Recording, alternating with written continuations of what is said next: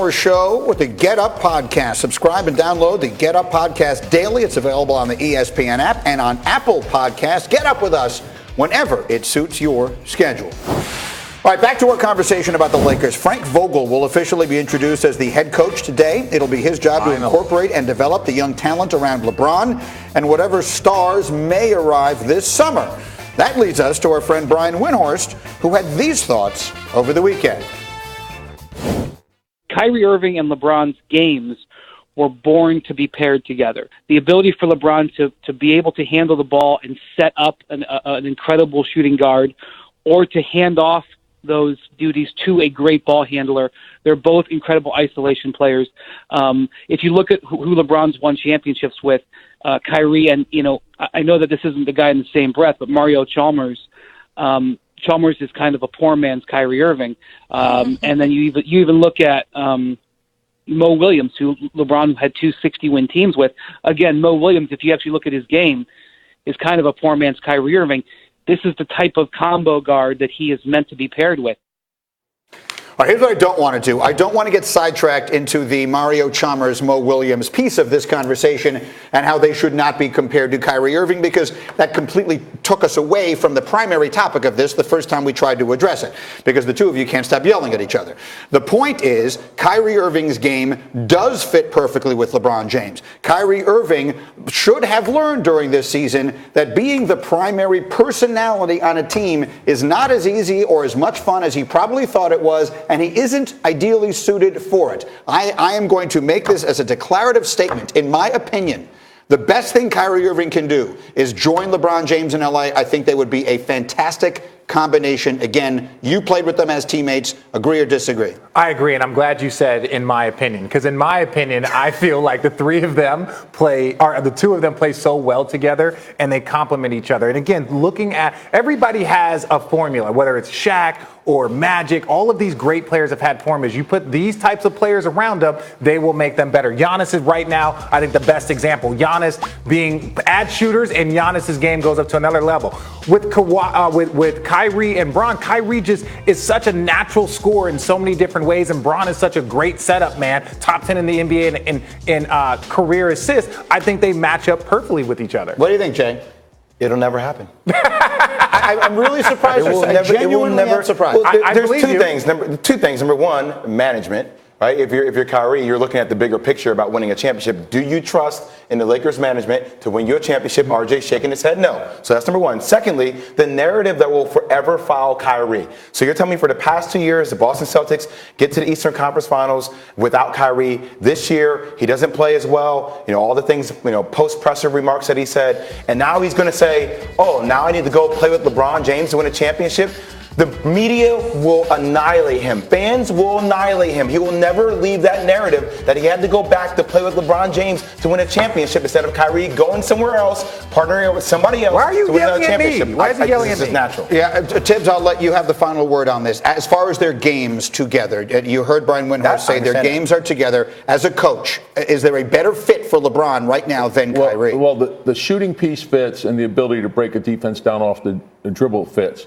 But I don't think Kyrie goes there. I think they would need a third person that's of that caliber to compete in the West. I think Kyrie stays in the East. And I think you need multiple players to have a chance. I think LeBron needs shooting. He probably needs another wing to go along with himself. So in the East means staying in Boston? There's been all this talk about the Knicks? Again, I think with Kyrie, he's an independent thinker. I think he's going to go to the place he thinks he has the best chance to win a championship. All right, well, we'll see what it is he decides that is. We'll do more basketball as we looking forward to that, looking forward to him being here. What's the one thing, Jay Will, you're looking forward to Stephen A. asking Magic? Or Magic answering? I think that's the right call. Yeah. Either way. I want to understand, where was the backstabbing coming from? And I understand that Magic Johnson is Magic Johnson, but for him to walk away from that, what was the backstabbing that occurred that made you walk away from that? But Magic's not going to really tell us that. No, he's not going to tell anything.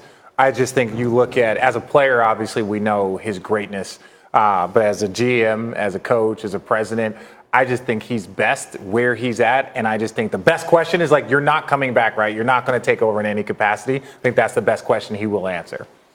I think for me, I'd like to ask him what he thinks, after being there for a year and watching what unfolded, what he thinks the greatest need for LeBron is in moving forward. Well, that's a really interesting one because he could have been the person to try and fill that need, and he voluntarily chose not to. I'm dying to hear whether he and LeBron have talked yet. One way or another, in a change of pace, the Lakers are going to announce someone taking a job today. Frank Vogel will be officially introduced as their coach. It'll be his job to incorporate and develop the young talent around LeBron and whatever star talents may arrive this summer. Speaking of which, our friend Brian Windhorst had this thought over the weekend. Kyrie Irving and LeBron's games were born to be paired together. The ability for LeBron to be able to handle the ball and set up an incredible shooting guard, or to hand off those duties to a great ball handler. They're both incredible isolation players. If you look at who LeBron's won championships with, Kyrie, and I know that this isn't the guy in the same breath, but Mario Chalmers. Chalmers is kind of a poor man's Kyrie Irving. And then you even look at Mo Williams, who LeBron had 2 60-win teams with. Again, Mo Williams, if you actually look at his game, is kind of a poor man's Kyrie Irving. This is the type of combo guard that he is meant to be paired with. Okay, so we are looking at the face of Richard Jefferson. Did he just call Mario Chalmers a poor man Kyrie? Even Mo Will? He's talking about the game. I don't No, there's nothing. There's nothing you can reference or talk about. Okay. Here's the problem. Okay. Is that how poor? It's like me and Bill Gates. That's like I'm a poor man's Bill Gates, right? That's what I am. Fair enough. But let us not allow that comparison, which you find inappropriate, to sidetrack us from the important part of the conversation, which is he is saying that Kyrie Irving is the perfect person to combine with LeBron James. I was kind of with him there. It was just the examples that he gave were so. But not only were you there, you were on the team, to make sure everyone is aware. You were on the team with those guys. You won a championship with those guys. Do you see them being able to put aside whatever their differences were? I mean, when last seen, Kyrie Irving was forcing his way out of Cleveland so he didn't have to play with LeBron anymore. Can they come back together? I don't believe so. I can't speak for Kyrie. I can't speak for Bron, but I think what Kyrie wants to accomplish in his career, and you look at going to Boston, being the first time being a free agent in a very long time and picking the right spot, I don't see it. I don't see him going back to Bron. We all talk about narratives here and what people will say. We're talking about Kevin Durant and what he's having to deal with. I don't see Kyrie going to LA and just falling back in line. It will never happen. It will never, ever, ever happen. Can you imagine the narrative that will follow Kyrie Irving? So you have 2 bad seasons in Boston, one where you don't play in the playoffs to get to the finals, the next where you don't get the team to where they're supposed to go, right, with all the things said on the podium, and then the next year you say, you know what, I'm going to go back and play with LeBron James. People will say, we knew Kyrie couldn't get it done on his own. We knew Kyrie wasn't the leader. Kyrie will not want that narrative to follow him for the rest of his career. Yeah. I wouldn't want that narrative to follow me the rest of my career. I wouldn't want it to happen. I can only go back to LeBron James to win the championship. Look at LeBron that James is the only guy. I couldn't go back and do it with Kevin Durant. I couldn't do it with an Anthony Davis. I couldn't do it with another player. It only has to. No offense to LeBron. Yeah. I just will never see that happening with the way it went down the first time. To Windhorst's credit, he is right. Kyrie and the way he plays, he is an elite scorer, an unstoppable scorer that you can't double team, especially if there's a Bron or somebody else on the. So yes, that type of score pairs up great with Bron. D-Wade, him, I think it's right. Will it happen? Probably not. I think Kyrie, though, he's an independent thinker. I think the biggest thing is going to be he's going to want to go to a championship team. He's going to look at the personnel on the team and he's going to say, okay, what gives me the best chance to win a championship? He's not just going to go somewhere because he has a relationship with somebody. It's going to be what's going to give him the best chance to win. He's on a loaded team in Boston. It may be stay in Boston. Here's what I would say, Jay Will, in response to what you said about what the narrative would be about Kyrie.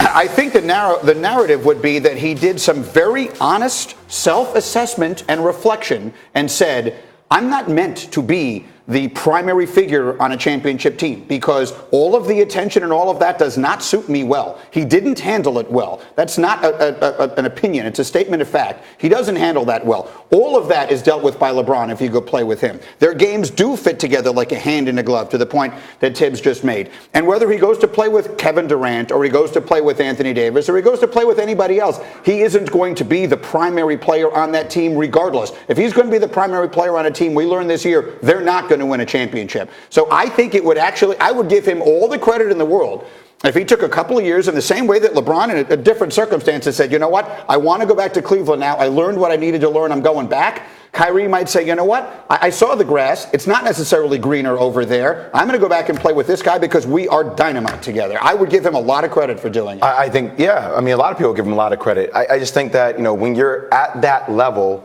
your reality is somewhat distorted because your ego has gotten you to that level. You're talking about Kyrie. He's at the top of the NBA. He's gotten there due to the fact that he knows he can be special. Now, I'm not saying he can't be special with LeBron, but it was the way that Cavs breakup went down. And RJ, you were a part of it. I just don't know if I see him saying, Let me ask you I'm willing to come back. Let me ask you this question, okay? We all watched Kyrie, and it is sometimes dangerous to assess people's level of happiness from the outside. He looked like the unhappiest person in the entire sport most of this season, right? He did not look like a man having fun. Yeah. When you played with him in Cleveland, was he having fun?